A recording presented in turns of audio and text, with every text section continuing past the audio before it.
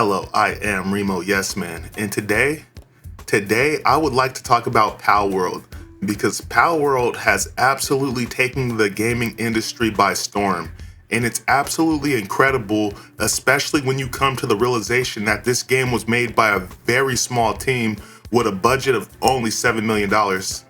And when you look at things from that perspective, it kind of makes you wonder, what the fuck is up with all these big ass AAA publishers spending $300 million to create a fucking video game that isn't even selling 10 million plus copies?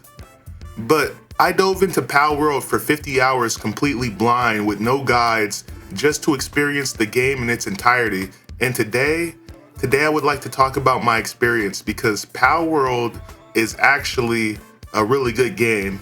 And on top of that, Palworld is absolutely eating Game Freak's lunch considering how complacent the Pokemon franchise has gotten in recent years. So we're gonna dive into Palworld, and keep in mind this game is in early access, so expect bugs and glitches. Now, what is Palworld? Well, I'm sure you all heard by now that Palworld has been dubbed Pokemon with Guns. But is Palworld Pokemon with Guns? Well, not quite. What Palworld essentially is what you would get if you mixed Pokemon Arceus with Ark Survival Evolved. But somehow, the game finds a way to be better than both of those games with not even a huge compelling story to tell. And that's the testament to a truly good game. If a game can just drop you onto a map with very few story elements and very few story beats, but they occasionally reel you in with a few prompts on screen to help you get your bearings and point you in the right direction, and before you know it, you've lost track of time and spent 50 hours in game, that's when you know a game is truly good. And listen, I spent 50 hours playing Starfield for the sake of a review. And after 50 hours playing Starfield, I had absolutely no desire to play any more of that game because after 50 hours playing Starfield, it literally felt like I did life in that place. Whereas Palworld, I dove into this game blind and I just started playing, and before I knew it, I had spent 50 hours playing Palworld.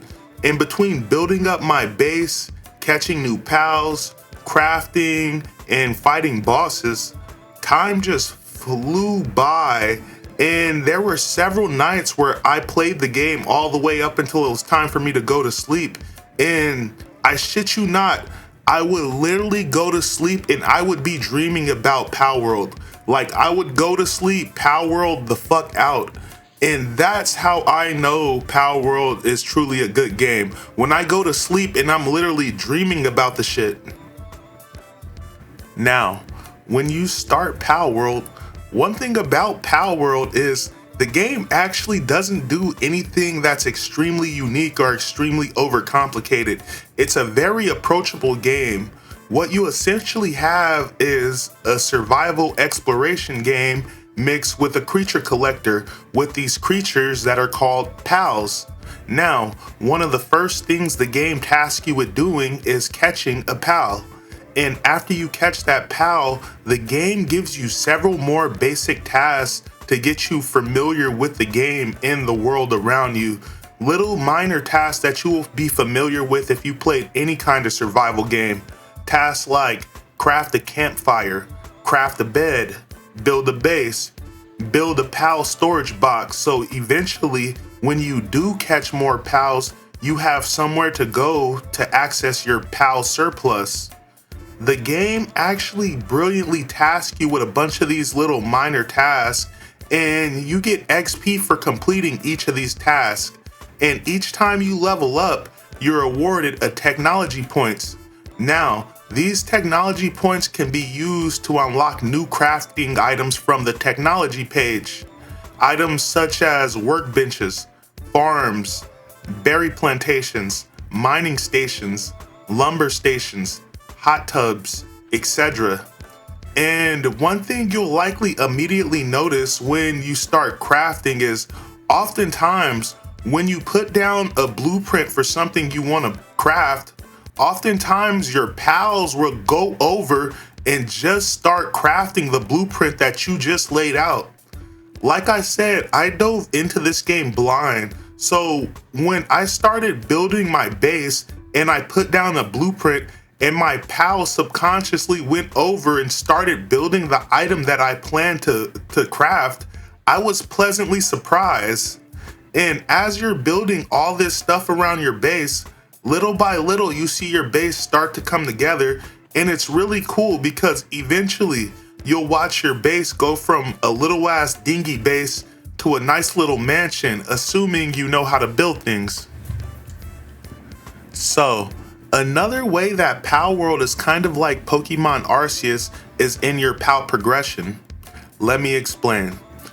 In Pokemon Arceus, you would get sent out on an expedition, and every time you finish this expedition, you would be graded on that expedition, and that grade would contribute to your overall grade that determined if you would advance to the next rank or not. Now, I've always been one of those type of people that didn't like catching a fuck ton of Pokemon. I would mostly catch Pokemon that I plan to use, and whatever I didn't plan to use, I would just release, unless I was doing a collection run.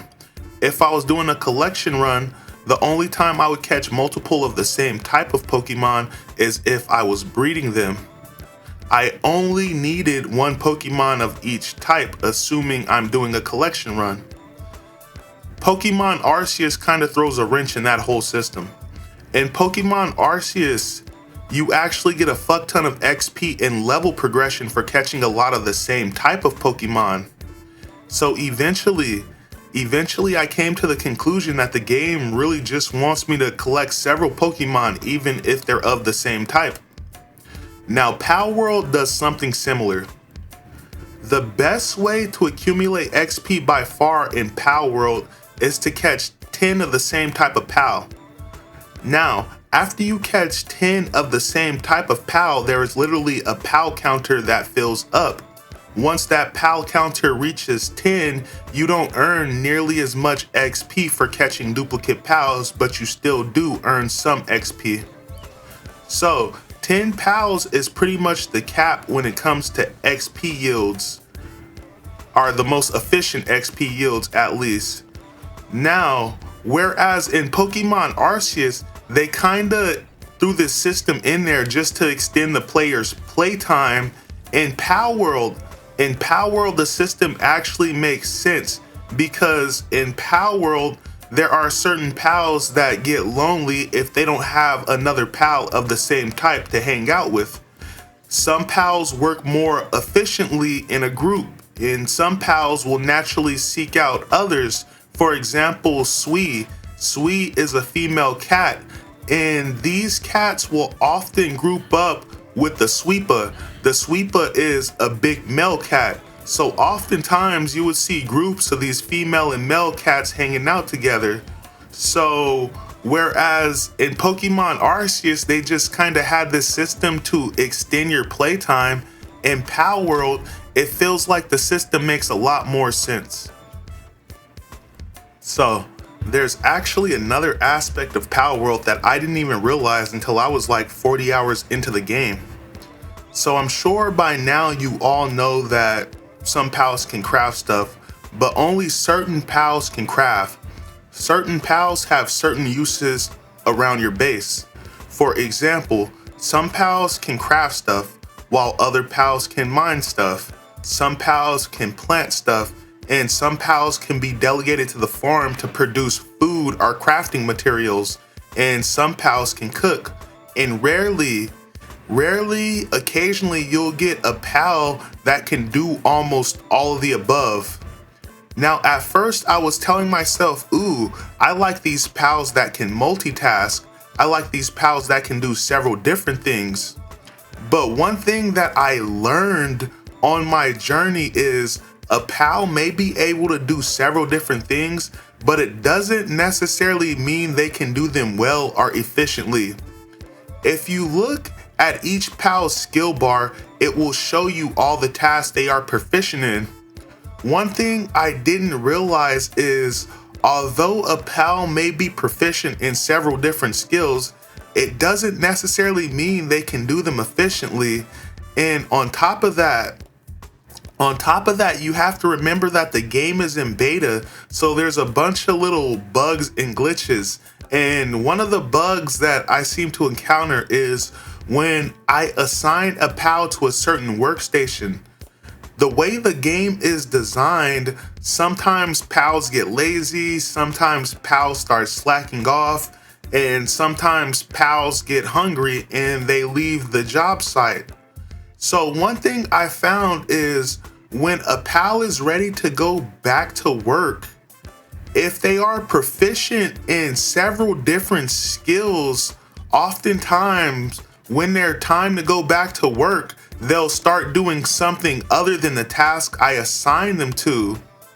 So I realized that oftentimes if you have a PAL that's proficient in one particular skill instead of proficient in many, it's a lot easier to keep them on task. When you have a PAL that has one skill as a baseline, it's easier to keep them on task when it's time to go back to work. Then on top of that, if they only have that one skill at a baseline, oftentimes instead of that skill only having a 1 by it, it'll have a 2 or a rank 3 by it, which means they're actually really good at that assignment and they're really efficient and they'll work really fast, and it's a lot easier to keep them on task. And when I realized this, I was pleasantly surprised because this is a level of complexity that I didn't expect to get when playing a survival simulator creature collector style game that was made with a budget of 11 cents in a Pop-Tart in your grandma's basement. Palworld is absolutely killing the game, and Nintendo should be embarrassed. Ark Survival Evolved and Snail Games should be embarrassed. The whole AAA gaming industry should be embarrassed because Palworld is absolutely killing it right now, and they're putting all these big ass, big budget AAA motherfuckers to shame. Now, there's a lot more to this game that I did not discuss because honestly, I would recommend you pick the game up for yourself. The game is $30 on Steam and $30 on the Xbox. But if you have Xbox Game Pass, you can play Palworld right now. And Palworld is absolutely killing the game. I look forward to seeing more from this developer in the future. For more Palworld content, likes, comments, subscribes are all greatly appreciated. Thank you guys so much for tuning in. This is Remo Yes Man, signing out. Peace.